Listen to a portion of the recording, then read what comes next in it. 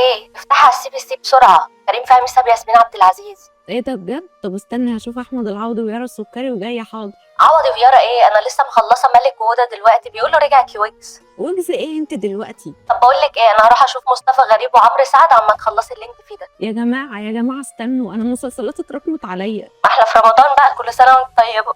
هو ايه علاقه رمضان بالمسلسلات اصلا؟